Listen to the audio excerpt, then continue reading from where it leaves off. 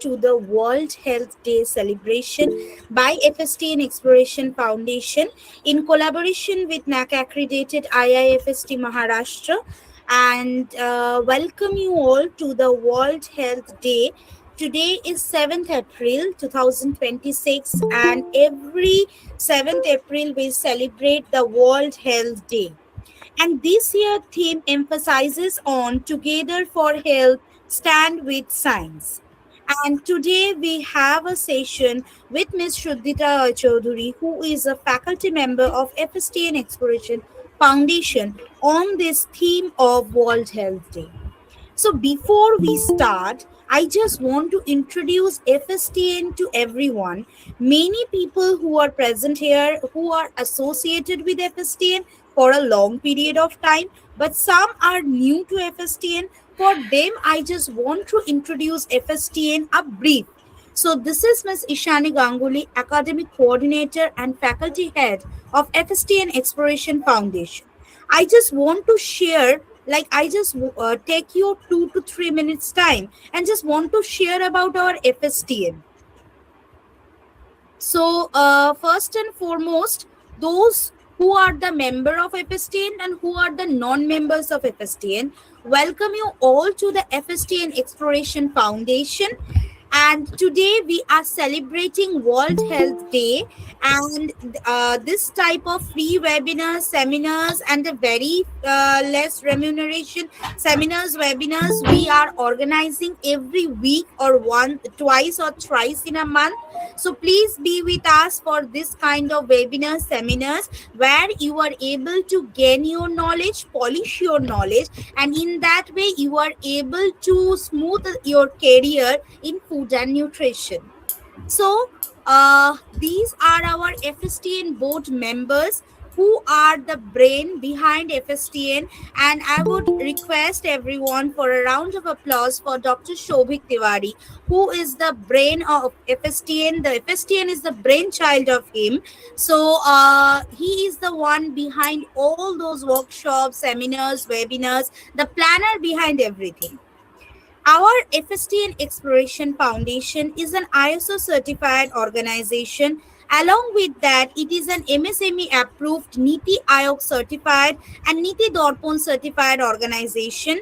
Along with that, we have an academic collaboration with Medhabi Foundation, and for our professional diploma courses, we have a collaboration with Skill India. But along with that, we also have some academic MOU with Indian Institute of Food Science and Technology, Maharashtra, and along with that, MGM University, Aurangabad. We have academic collaboration with them. So this is our FSTN Academy. We have crossed 1 year for a physical FSTN Exploration Foundation, physically as FSTN Academy in Belguria, Kamarhati area in West Bengal. So there is our back support team who are working, the blooming nutritionists who are working in this academy, and they are the back support of our organization. Whatever the things we are going on, whatever the work we are doing here, everything is back supported by them. So FSTN Exploration Foundation is providing various courses, and yes, these courses are certified diabetes educator courses. Along with that, advanced diet plan making program, ADPMP, we have short-term course on space nutrition. Along with that, we have certificate course in gastrointestinal nutrition. We have a very hot cake course, which is certificate course in renal nutrition, certificate course in ICU care nutrition, certificate course in pediatric nutrition and gynecology nutrition as well. And a very new course, only 2 batches have been passed in the certification course in oncology nutrition, where the doctors as well as the oncodietitians are taking the class. And also advanced diet plan making program, another hotcake course of our FSTN. And certified diabetes educator courses admission is going on. We also have professional diploma in nutrition and diet planning. So this professional diploma is very much helpful for the basics of food and nutrition. So this professional diploma every month we have batch, more than 40 to 50 students in every batch we have. So we are now running around more than 10 to 12 batches are going on simultaneously. Also, we have professional diploma in food processing and technology under Skill India, and also we have professional diploma in sports nutrition under Skill India. Now, the very important, with the amalgam of Benevolent Dietetic Association, we have a collaboration with FSTN Academy. We are providing the 3-month internship program on the clinical nutrition and patient counseling. Hands-on training, doctor chamber visit, online and offline, both mode you can avail. Generally, the this session is going to start, our fourth batch is going to start for this patient counseling internship program is going to start from 13th April onwards. The admission is going on, so those who want to attach with us in this internship program, please ping us on this. And also we are providing various industrial visits. So yes, the industrial visits, we have done our industrial visit to our Bangla dairy. Also, we have done the industrial visit to Coca-Cola industry, Parley industry, Britannia industry, and Mukhorochok food industry as well. Also, we are providing FOSTAC training in collaboration with Bharat Chamber of Commerce. So, with the national level trainer, Dr. Deboshi De. So, we have already provided more than 200 to 250 students under the FOSTAC training, food safety supervisor training we have provided with Bharat Chamber of Commerce. This is all about our FSTN. You can take our lifetime membership and you will get a lot of opportunities in them. And thank you so much for being with us, being with FSTN.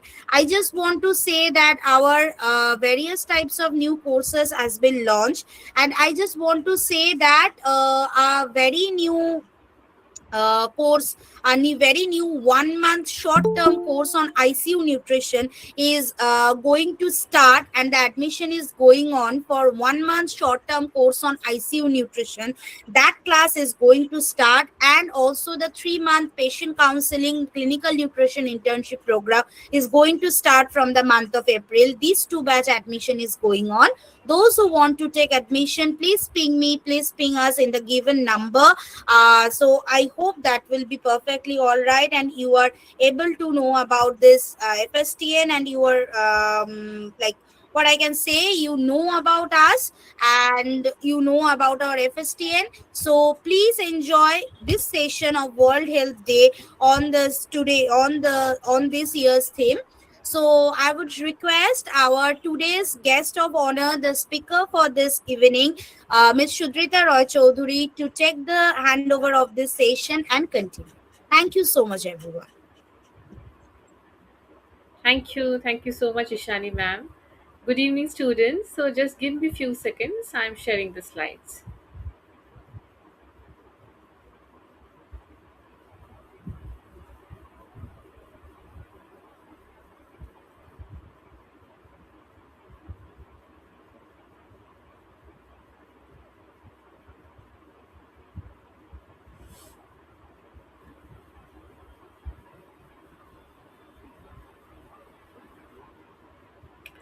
Good evening, students. Please give me thumbs up. All of you can hear my voice and everyone can see my slides. Okay. Thank you. So, as Ishani ma'am has already introduced, today it's a World Health Day, and this, of course, the theme of the World Health Day is Together for Health, Stand with Science. So nowadays, where we are standing, health is very important aspect in our life. But as a result, what we can see around us, especially, lots of misinformation as well. So what we can do now with the misinformation? Where do we stand? It totally represent the quote which we say, together for health, stand with science. Of course, we need to believe in the science. Whatever like studies, whatever methods they have included, because that's the actual thing which will be taking all the absorption, all the scientific relevance. So this session today, we'll be able to understand together by ourselves as a community, how we can rely on the information, how we can build up the good future, as well as how to neglect, how to disregard the misinformation which we are getting nowadays. So let's start the session. So health is a shared responsibility. So what do we understand? Whenever we discuss the term health, it's not an individual thing. We can understand health is concerned by family, community, as well as the government. Family, why? Because whenever we are sick, family plays an important role. Of course, some of the people it becomes difficult, they are not surrounded by the family. Then community. Community, why? Because plays an important aspect as well to maintain the health and hygiene, especially around the areas around the locality, because we can understand, like if you are not taking a proper measurement, it can disrupt the health as well. Then the government. We can understand government. So many health programs had been launched by the government. Even if we recognize the pioneer body, WHO, World Health Organization, in India, which we'll be learning today, so many organizations are there which are the pioneering one and which are helping the community to elevate their health status as well. So individual with that also must follow the healthy habits. No doubt on that. About the diet, about the exercise, about the hygiene. If someone is malnourished, just think about the undernourishment. If someone is undernourished, what will happen to that? The immunity will be less. They are more prone to infection and their health will get affected. Then communities help through awareness and support system. Government provide healthcare services, policies and program. Example, preventing disease requires both personal care and public health measures. Of course, on that. So government plays an important role. They are launching many of the programs for the betterment of the community. With that, of course, one need to follow individual health and hygiene as well, because preventing disease requires both the personal care, my hygiene, my health, as well as the public health measure by the community as well as the government. Science guides the decision. So as I was discussing the initial of the class, because so many misinformation are there nowadays. We are getting like we do have internet, we are checking everything. But are we checking at the back of the information? If it is posted, okay, the green tea is good for health. Is there any relevance is there? In studies are there? So science guides the decision always. So health decision should be taken on the basis of the scientific research, evidence, not on the myths. It's not like since two, 3 generations something myth is going on. It means it will be correct. Nowadays we are doing research, we are doing so many scientific workshops and everything, so we need to rely on that. Doctors and nutritionists follows testers the proven methods. That's for sure. Because we being nutritionists, we are studying the nutrition. We are Some of us are doing the research also. They are working as a research scholar. Of course, their knowledge about the food will be much more than that of any other person. Similarly, even in case of doctors, their medicine knowledge, their suggestion about the health will be far more than that of anyone else. Scientific evidence helps in choosing the right treatment, planning the balanced diet, and preventing the disease. Example, using the vaccination, not home remedies. Still, few of the communities they will be having some sort of notions ki okay, we can treat the disease with home remedies. Sometimes when it gets serious, it's not okay to rely on home remedies. We need the scientific approach. They need to go to the doctors, and if it is with the food, they need to visit the nutritionist or dietitians. Evidence-based practice matter, of course, as I was mentioning, the science backed up by the data, research, clinical studies to make health decisions. So ensure treatments are safe, effective, reliable, avoids the harmful or unproven practices, improve the patient outcomes and the public health. Example, WHO guidelines are based on the years of research and trial. WHO we consider to be the pioneer body in the health. Even we have seen in case of COVID-19 also, they have mentioned COVID-19 pandemic quite few months ago. Then the lockdown happened. So they are the experts are over there. So WHO, whenever they're making the guidelines and whatever guidelines we are following, mostly from the WHO, whether we are following HbA1c, whether we are following the COVID-19 regulations, all are given mostly by the WHO. And of course, with the country, it will be differ. We'll be changing it as well as the requirement. So we need to understand that is happening. Why? because they're the experts, and it's not a 1 day 2 day thing. It's happening, it is taking place after lots of research and regulations. So of course it is important for us to stand with the science. So if you're standing with the science, what is happening? They're doing lots of research. It's not like a one or two research they're doing. They are doing continuous research, and always in the research it will be taking some time. So research is coming out. So we understand, okay, giving this food, it's causing the betterment. So we are getting the evidence also, right? If you're trusting the science, we are getting the evidence also. We using the research studies, using the clinical trial, we are getting the research as well. We are getting the clinical trials as well. Once we understand, what we trust the evidence, what will happen? Of course we need to follow the research. Now for example, we are searching for that, maybe the usefulness of gut microbiome in diabetes, or usefulness gut microbiome in PCOS. So what we need to understand, if you're focusing on the gut microbiome, we need to enrich the probiotics. So how we gonna do that? Of course, we need to check what is the actual connection between the gut microbiomes and PCOS. What is the actual connection between the gut microbiome and diabetes? Now I'm following all the research. I'm checking on the clinical trial, and I have seen the direct correlation. So trust the evidence they have given. Whenever we are checking on the scientific research, of course, at the end there will be conclusion. Studies, whatever the parameters has been improved, it will be given over there. Promote the awareness. Once we understand about it, it's important for us also, because now we are getting the correct information. It's not the myth or some we are taking information from third hand.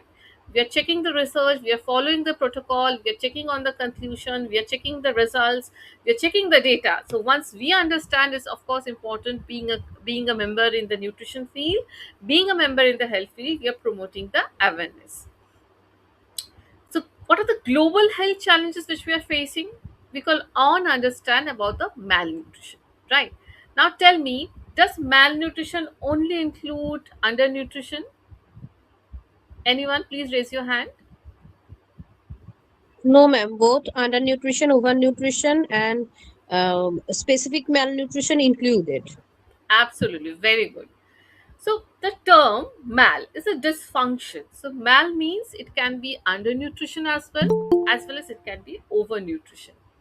So because basically what happens whenever some of the people just think about, or they understand about the malnutrition, they mostly think about undernutrition. But malnutrition includes overnutrition, which is becoming an important factor for like insulin resistance, even in case of type 2 diabetes, even in case of PCOS. So malnutrition, one of the important challenge they are facing is the undernutrition, overnutrition. Undernutrition, of course, we can understand in case of SAM babies, whenever we are going to the communities, we are able to understand by checking with the WHO growth chart that whether the child is stunted, that is very the height development has not happened according to the age, whether the wasting has been taking place. Thinness and wasting differs. Okay, wasting will be able to, once we see the child, we'll be able to understand the bones are showing. So that is the wasting. So what happens if the child or the adult is not getting enough nutrition? It can be of many reasons. Maybe the purchasing power parity, maybe some malabsorption is taking place, maybe some congenital disorder. Nothing is absorbing in the body, right? Nothing is absorbing in the body. Maybe they're not able to take the food, vitamin C, vitamin D, as well as zinc, selenium. So they will be having weak immunity, because we understand whenever we are getting attacked by the foreign objects, antibody formation take place. And how antibody formation takes place, protein plays an important role, right? So if they are deficient of that, how the body will work, how the body will fight off infection. Similarly, in case of overnutrition, what is happening? We are having positive energy balance. That is also detrimental. There will be central obesity, free fatty acids, which will be hampering all the organs. There can be other diseases also, like metabolic syndrome. Now it is a very emerging topic which is taking place, metabolic syndrome, which is taking place because of the overnutrition. So both are dangerous. We need to correct with the proper balanced diet. Lifestyle disease, which we say non-communicable disease. It's not a communicable one, it's a non-communicable one, which we understand: diabetes, hypertension, heart disease, which can cause by, of course, the poor diet, malnutrition we have just discussed now, as well as physical inactivity, stress, smoking, alcohol. It can be the increasing factor. But nowadays, the most emerging factor, wherever I check my patients as well, is a sedentary lifestyle. Everyone is working in front of computer, in laptop. Stress levels are high. They are not able to do any sort of exercise, and they don't have the time to cook food. Also, they are taking fast food so much. As a result, sedentary lifestyle is becoming one of the causative factor. Same reason, overweight, maybe the obesity is there. As a result, what is happening? Insulin resistance. Whenever we discuss about diabetes, what we think, of course, type 2 diabetes is always more or less correlated with the insulin resistance. Other factors, of course, it can be present, but nowadays the most common factor which we see is the insulin resistance. Hypertension, heart disease. Of course, hypertension, if someone is overweight or obese, it is linked with hypertension as well. And if hypertension and diabetes are not controlled for prolonged period of time, it can lead to heart disease. Plus other factors of heart disease, it will be of course the dyslipidemia. Not only hypercholesterolemia, it's dyslipidemia. Why I'm saying this? Might be the LDL is high, but HDL is not high, it is low. So it is known as dyslipidemia. Infection, another positive factor. Even when we go to the community, go for the SAM children, severe equally malnourished children, so what we see the most positive factor some of the time, it's because of the infection. Sometimes what happens, they are off with the weaning, the mother doesn't have the proper knowledge what weaning food should be given, how to, like whenever they have the tendency ki, okay, one time they are giving some mashed food, they are washing the utensils, and after that they are not cleaning with the soap, so there's a high chances of infection, and plus their child. So it is also one of the causative factor. It's becoming a global burden as well. Example, tuberculosis, COVID-19. I hope we all understand what happened 6 years ago with that dengue. Spread through contaminated food, water, even in case of droplets, and as well as the poor hygiene. Prevention, vaccination is important with that clean water sanitation. Water is one thing which are consumed by everyone, so one need to be very cautious about that. And the virus, bacteria, whatever we are going to the water is easily absorbable. So we need to have a proper measurement to have the clean water. And hygiene practice, cleaning of the hand properly, like cooking the food at proper temperature. We shouldn't be having cut fruits or cut any citrus thing for a prolonged period of time outside, then we are consuming. No, those contain moisture. These are the harbor for the microorganism. So we need to maintain the hygiene practice for ourselves as well. Mental health issue, very very crucial nowadays. Mental health issues, it includes stress, it includes anxiety, depression. We still have a taboo. We need to understand if someone is suffering from non-communicable disease, we are going to the doctor, they need a checkup. Similarly, in the case of mental health as well, they need also they need to visit the doctor, and of course, if needed, they need to go for the therapy as well. It is happening nowadays because of the lifestyle factor. So much stress. Even I see some of the patients, they're teenagers and they're having so much stress. They're not able to go outside and play. They're not able to do their hobbies. They're burdened with studies, so much pressure from the parents. They're moving here and there for the tuitions. They're having huge pressure. Social isolation, lifestyle changes, also one of the contributing factor for that. Mental health issue, as I was discussing, it is still a stigma and taboo, but we need to understand, as just like any other physiological disorder, we are going to the doctor, this issue also need to be visited to the doctor if it is going out of hand. So what is the role of science? Of course, first and foremost, blood test. If I'm saying, suppose a patient is coming to you and they're claiming, I'm feeling, sir, ma'am, I'm feeling very weak. So being a nutritionist, of course, you will be telling them, please visit a doctor, or please check your vitamin D level, B level. Those are the common things which we say. Or please visit the doctor. So doctor will be also hearing whatever the symptoms they are telling, and with regard, they will be checking the blood test. So we will be having some idea. Maybe the person is having some vitamin D deficiency. Maybe the person is having hypothyroid. What can be the reason for that? Then after diagnosis, what we are able to understand, treatment. Sometimes what happens with the food balancing, anyway, the disease which are related to the food, with the food balancing, sometimes it get reversed. But if it is into extreme condition, supplementation, food, exercise, everything need to be there. And of course, with the treatment, we are focusing on the public health, that sanitization, health policies which we need to follow. As a result, what will happen? If we are able to follow those things, this will prevent the disease as well, right? This will prevent or manage the disease. Prevention also include hygiene, sanitation, vaccination, which we need to follow, even the healthy lifestyle. Suppose someone is coming with the undernutrition, we are giving them balanced diet so that they can fight off infection. Suppose anyone is coming with the overnutrition, we need to give them balanced diet, because again, insulin resistant, correlated hypertension, heart disease, even the stroke, it can be correlation. Vaccination. Why vaccination is so much important? Because we understand it builds up the immunity. So what is the main funda of vaccination? It will be giving you the weak virus or bacteria, or very small amount of virus or bacteria into the body. It won't cause any trouble to you, but what will happen? It will produce antibodies in the body. Okay, it will produce antibodies in the body. So whenever, if any diseases happen in the next time, what will happen? The Our system is already awakened. It will identify and it will be fighting off the infection. But sometimes it does happen to some people with the vaccination first dose, they will be having fever and all everything. So that's a common complication which people have. But vaccination is needed. Like since childhood, we are undergoing so much vaccination.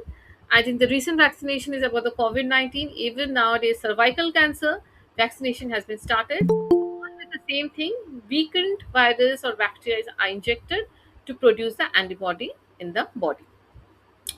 They protect against the serious infections like measles, polio, COVID 19. And so, what happens? It is when, if suppose after the vaccination, if you are getting the disease, it will be fighting off the disease. It will be, there will be very less chances of having any sort of complication, disability, even as well as the death. Herd immunity. What is herd immunity? When a large part of population is vaccinated, spread will be reduced. Just look at the picture. Over there is a no herd immunity. Okay, no herd immunity is there. So the red are the sick person. What they can do? They can easily infect the other people. But in case of herd immunity, just suppose these two are infected. Rest of the people are surrounded already have the herd immunity. So of course, disease spread will be less. Okay, so it will be protecting, but of course we need to be conscious with the sensitive population. What are the sensitive population? Of course, in case of infants, in case of elderly, in case of immunocompromised. Who are immunocompromised? Especially those who are undergoing chemotherapy, cancer patients, these are immunocompromised, or organ transplant patients, these are immunocompromised. So on that case, we need to be very cautious about it. So it breaks the chain of infection, and of course usually requires a high vaccination coverage, about 70 to 95%. It saves the lives. We understand vaccination prevents the millions of deaths, because main motto is very simple, so that we can fight off infection. There shouldn't be any too much complication. That is the main aim for that. Reduce the hospitalization, healthcare burden, helps in the eradication of the disease, improves the overall life expectancy and quality of life. I think few years ago there was an announcement about the polio. There was no polio incidents on that year. So that happened because of the vaccination. Government has pushed the advertisement. I think Amitabh Bachchan was there, the lead brand ambassador of the advertisement. So it plays a very important role, and I think on that year there was a total eradication of polio as well. Nutrition, how this is coming up, playing an important role. It does have important, very important role to play. Balanced diet. Suppose someone is getting balanced diet, what that means? They are providing all the nutrients in the plate. That will be including carbohydrate, protein, fat, vitamins, minerals, antioxidants. So what will happen? Of course, these are building my immunity, right? These are building my natural immunity. If I'm getting good quality of protein, of course, this will be helping me to have the antibody formation. Of course, this will be taking this. There will be importance in the hemoglobin formation, which carries the nutrients and oxygen. This plays an important role. Balanced diet is very important. Plus, with that, if you're getting antioxidant, phytonutrients, this fight of the infection, it fight off the free radical formation, which weakens our system, which is responsible for the aging as well. It produces immunity by how? By getting the proper vitamin C, vitamin D, zinc, and other minerals like selenium is playing an important role nowadays. With that, macro and micronutrients, we are getting the carbohydrates which are providing the energy, proteins for the growth and the repair, and the fats, energy storage. Not all fats are bad. Are all fats are bad, students? Tell me. No, ma'am. Right, absolutely correct. So, which fats are bad? Mufa is bad or Trans trans fat fat. is bad? Trans fat. Trans Trans fat. Yes, saturated fat. absolutely. Trans fat is bad. So, fats are now mainly four types. We have trans fat, we have saturated fat, we do have mufa, monounsaturated fatty acid, we have polyunsaturated fatty acid. Trans fat basically hydrogenation take place, means hydrogen it will be added so that it will be more stabilized in the room temperature. Where did you get the trans fat? It is not naturally produced anywhere. It is done industrialized. We get it in the patties, in the cakes, in the chips, so that it won't get rancid in the room temperature. That's the main aim, right? That should be avoided completely, not only by sensitive population, not only by diabetes. For everyone, it should be avoided. Then, as a saturated fat we can give, but of course in a limited amount. Butter, ghee we can give them limited amount. Then it's a mufa pufa, and in the pufa we do have omega 3, omega 6. Omega 3 is very important to reduce the inflammation. Omega 6 is important for the heart. So not all fats are bad. Mufa pufa is needed to maintain, of course, to get the energy as well as to protect the body as well. So balanced diet, 50 to 60% carbohydrate should be there. I'm talking about totally a normal individual without any metabolic disorder. 50 to 60% energy should be from the carbohydrate. But whenever we are talking about the carbohydrate, it's not like refined carbohydrate, pizza, burger I'm talking about. I'm talking about the whole grains. Rice, wheat, oats, millet, fruits and vegetables. All food contain carbohydrate, but the whole grains are the main source of carbohydrate. And we need to avoid the refined sugar. Why? Because sugar doesn't contain anything except calorie.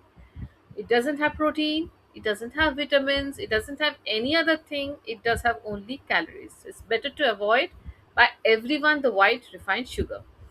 And of course, helps in the daily activities and brain function. You understand? Cells need glucose, right? Cells need glucose, brain needs glucose. So it's important to get the carbohydrate. There's a lots of giving no carbohydrate diet. First of all, not every food contains carbohydrate. We can't say keep there's no food with the carbohydrate. So please make a point.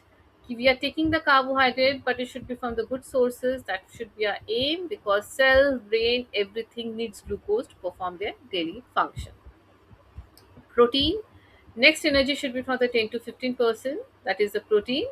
Why protein? For the growth and the tissue repair. That is the primary function. We are doing exercising, wear and tear of the muscle is taking place. For the skin, protein is needed. Apart from that, enzyme and hormone production, it plays an important role. For the enzyme production, we need protein. Some of the hormone production, we need protein. Not only in case of other hormone production, is important in case of hemoglobin. It is important in case of antibody formation, because all need protein for that. Okay, and good sources: pulses, legumes, milk, dairy, egg, fish, meat. Basically, I'm talking about the white meat, chicken. These are the very excellent sources of protein. Please avoid the red meat, especially in case of sensitive population. Those are overnutrition. We need to avoid it completely. Fat next will be 20 to 30%. It's a concentrated energy. Fats are important, as I was discussing. Fats are bad, no, not bad. So whenever we are visiting the doctor or nutritionist, when we say reduce your cholesterol, when the levels are high, if it is into the normal, we never say please reduce further. No, cholesterol is also important for vitamin D formation. Fats are needed for the fat soluble vitamins. If I'm giving no fat, how this fat soluble vitamins will work in the body? Each have the important functions. It builds up the immunity. So fats are not bad if you're taking in a like limited amount within the ranges. It's completely okay. So we need to choose healthy fat, that is nuts, seeds, nowadays vegetables oil, mustard, olive oil. These are fortified also. Limit the saturated and trans fats. Trans fat please avoid it kar do. Saturated fat one can give in a limited amount, but just please check on the parameters whether the patient or the client you have does have any heart disease or does have any dyslipidemia. Fruits and vegetable. First of all, we are getting the soluble fiber. With that, what we are getting? Vitamins, minerals. So, what does soluble fiber do? We all understand gut plays an important role nowadays, right? Gut microbiome is considered to be the second brain of the body. Those are probiotics. But we need food for the probiotics. Otherwise, how we should be maintaining them, right? So prebiotics are needed, and where we get the maximum prebiotics, we get it from the fibers, which we say soluble fiber. So it improves the digestion because it is providing food for the probiotics. They can work, they can function properly, boosting the immunity and preventing the disease. Recommended at least 4 to 5 serving fruits and vegetables need to be included in our daily diet. So gut health, as I was discussing, plays an important role nowadays. First of all, the microbiome role. We understand there's a good bacteria, good microbiomes are present in our stomach, which helps in the digestion and absorption of the food as well as the vitamin production. Does anyone have any idea what vitamin production takes place in the gut? Vitamin K, vitamin Vitamin D. B12, vitamin B9. Very good, very good, super. Vitamin K, primary one. And what is the function of the vitamin K? Blood clotting. Yes, superb. Blood clotting. And nowadays it has been seen the gut plays an important role in all the B vitamin synthesis, even in minute amount. Okay, not only B12 and B6, all B vitamins. So of course it maintains the gut balance. Now suppose if I'm getting all the B vitamins which is responsible for the metabolism and immunity, of course this will be playing an important role in my immunity as well, right? Plus, what happens? Suppose my gut microbiome balance is totally fine. It is totally enriched with the prebiotics. They are working properly fine. Suppose any sort of infection has happened. My gut microbiomes are totally strong. So if any infection is coming to affect your gut, it will totally protect your gut because my concentration of gut microbiome is quite high. They are enriched and they are working properly. So it will be building my immunity. It will be protecting my gut. Any sort of leaky gut will be it will be taking time. If I say in a very simple terms, it will be taking time or it can prevent it as well. Plus it does have a role in metabolism. My gut microbiome is working properly. Of course it will be foods are going over there, digestion, absorption, less chances of bloating. What is bloating? Maybe the food I'm taking, it's not properly getting absorbed, and even the guts are not able to metabolize it. As a result, gas formation is taking place, which leads to bloating. So there will be less chances of any sort of GI disturbances as well. So what happens in the GI disturbances? There will be leaky gut. Leaky gut means malabsorption is taking place. I am having food, nothing is getting absorbed, all is going out. Again, there will be fall in the immunity, right? So all are connected with the gut microbiome and with the food as well. So lifestyle which we need to focus, exercise, because exercise improves our heart health, especially whenever we are talking about the cardiovascular activity. Aids in the weight management, boosts the mood and energy. Recommendation is at least 30 minutes. But with that, what we are focusing nowadays, of course, is the strength training or resistance training. Because that is also very, very crucial because insulin resistance, the cases are increasing quite widely.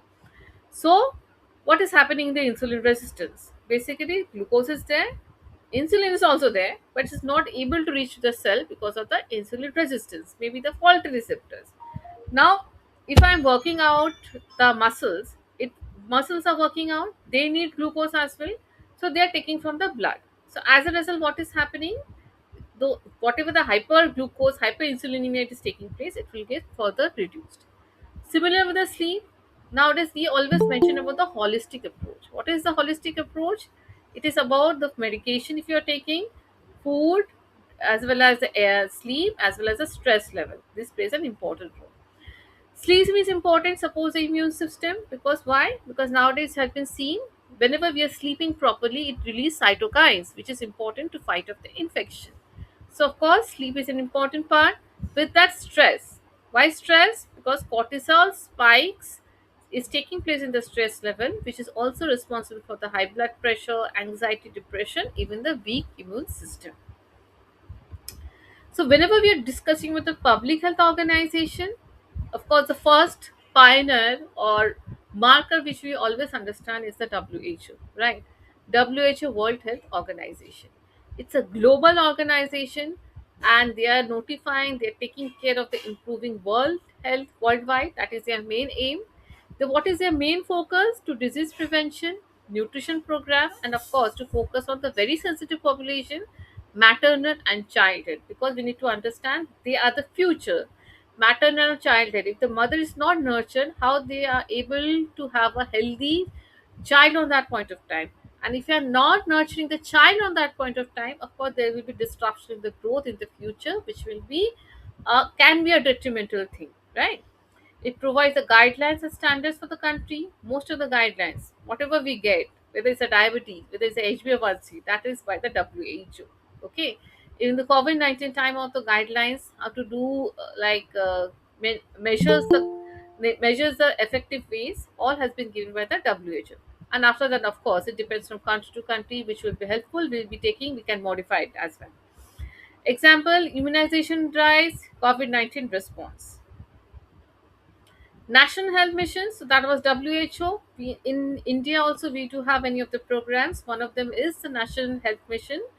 And what is their aim? Rural and urban health service, especially building up the community center, health centers, so that the people in the rural areas, it will be easily reachable for them.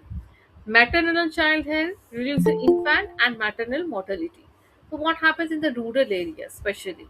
Most of them, they want to deliver their child in their home. So if they're doing it also with the proper measurement, even the midwives are trained. We'll be studying in the ICDs in the next slide. Midwives are also trained. If they want to deliver the child in their home, what is the precaution need to be taken? National Health Mission plays an important role with the ICDS. It provides free or low cost healthcare system services and health awareness program. So the very important one, it is one of the oldest programs since 1975. ICDS, which we say, that is Integrated Child Development Service. Their major concentration on the children below 6 years and especially to the mothers. What are the including supplementary nutrition? Suppose being a nutritionist, you or being a doctor, you went to the community and you are able to see, okay, the child is malnourished, especially undernourished. Okay, the food, whatever there, you're suggesting, being a dietitian, you're suggesting. But what is the role of ICTS? They are doing supplementary nutrition, something extra also they want to provide. So supplementary nutritions are also given for the betterment of their health. Immunization drive is the common basic one. Measles, polio, even the folic acid supplementation for the pregnant women is also organized by the ICDS. Health checkups, preschool education. As they focus as children below 6 years, they also concentrating on the preschool education to them. Delivered through Anganwadi centers, okay? Especially which we say Asha Didis, Asha workers. They are the grassroots level they are working. They are trained by the Anganwadi's workers. Basic education. They are always chosen for the local people so that they can easily get mixed with them and they can provide whatever the basic education they are providing to them, they can easily do that. Basic simple hygiene practice, midwife, training the midwife. If they want to deliver the babies, how they can do that, what proper precaution need to be taken, they are doing from the grassroots level. And what about the role of the health professionals? Doctors, of course, plays an important role, no doubt on that. They diagnose and treat the disease. They provide the preventive care. They are the one who will be recommending screenings, medication, guiding the patient, health management, as well as the in case of emergency, they will be saving their lives. And what about the nutritionist? We being the another working on the basic level about the nutrition, providing the balanced diet, building up the immunity, correcting the malnutrition. Because if these things are not corrected, of course, this will lead to the other disease. And then again, for the correction, we need to take the medication or we need to take some preventive measures. With that, we are focusing on that public health workers, Asha Didis, and also some of the nurses we are talking about. They are also promoting the health in the communities, conducting the awareness program, assisting the government schemes, as well as the giving health and hygiene educations. Technology also plays an important role. Previously, what used to happen? The health centers used to be at distant places. So, whenever, if the cases are not emergency, just a daily regular checkup, of course, one can do with a telemedicine. They don't need to go to the hospital also, and they can easily do that. I'm not talking about the emergency cases, I'm talking about the non emergency cases.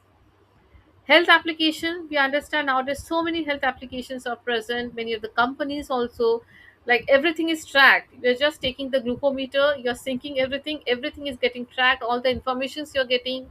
Plus, one can be able to update the food logs as well. So whenever we are updating the food logs, the health coach or nutritionist will be present over there. They can see what are the calories they are taking, what are the correction in the food need to be taken. So fitness app, Diabetes tracking apps are playing an important role, but of course, these are not for the emergency cases. For the regular update, we can always rely on that.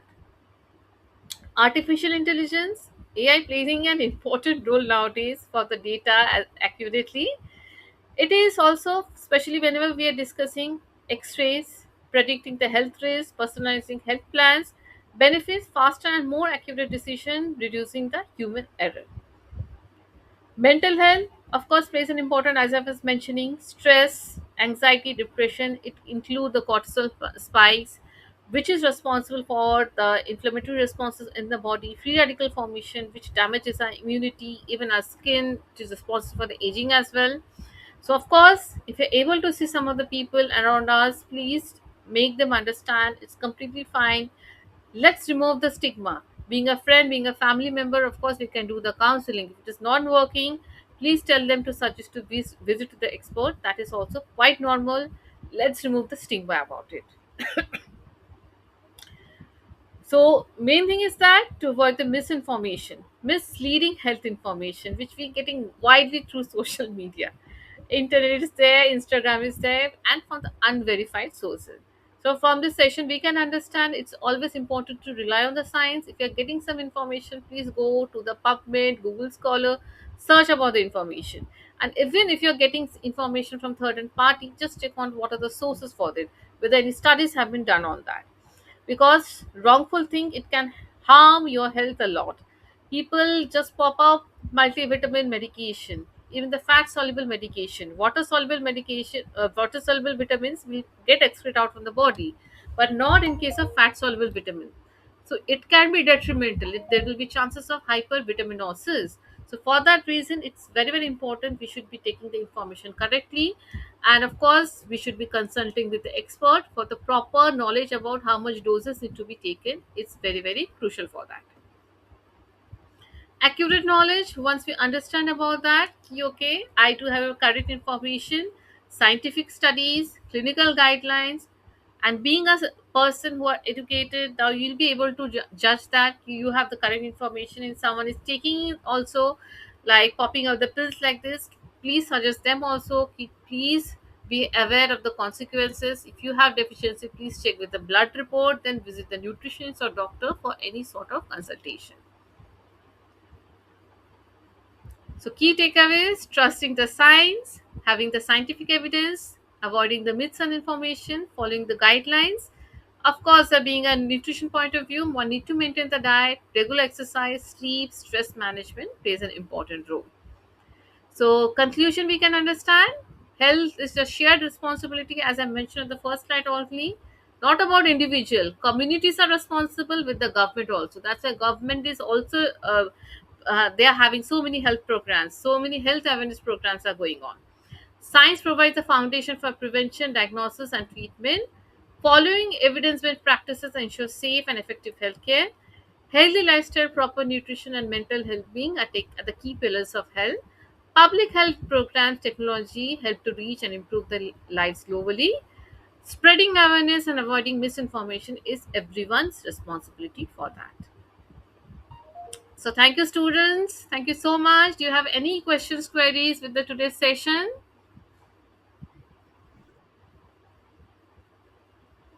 Anyone? No, ma'am. Everyone understood? How was the session? Did you enjoy? Yes, ma'am. Yes, ma'am. Yes, I, ma'am. okay, I can see some of the old names. My students are also there. Very good. So, Hello, thank. ma'am. I have a question. Yes, tell me. Hello, ma'am. I have Yes, a tell me. question. I have a question. Huh. Ma'am, what is the difference between dyslipidemia and hypercholesterolemia? Okay. From the term only we can understand hypercholesteremia. And hyper when the cholesterol levels are high. Hmm. Okay. This, whenever we are saying this, it's not proper. Why we are saying this? Suppose, as you mentioned, LDL level might be high. Okay, right? Yes. LDL level might be high. Might be the cholesterol level might Yes. be high. Okay, so we can say Yes. hypercholesteremia, Yes. hyper LDL level we can say. But HDL is low. If HDL is low, what is Yes. happening? HDL is a good cholesterol, right? So whenever we are checking the lipid parameters, if cholesterol levels are high, if LDL levels are high, maybe TG levels are high, okay, but HDL is low, Hmm. we are calling that condition DIS, not proper dyslipidemia. Okay. Yes, ma'am. Yes, Then ma'am. Yes. yeah, when bad things are high but good thing is low, okay, we can't say hyper condition, right? Because one of the parameter is low and that is the good cholesterol is low. That condition is known as dyslipidemia. Okay. Okay. Okay. Okay. Thank you so much, students. Any other questions? Okay, thank you, Brijesh. Thank you so much. It was lovely interacting with you all. So you are going to get the recording. You have my number also in the WhatsApp. If you have any question, please ping me over there. Okay. Okay. Thank you. Thank you so much. Take care. Bye. Thank you, ma'am. Thank you, ma'am. Thank you, ma'am. Thank you, ma'am. Thank you. Thank you so much.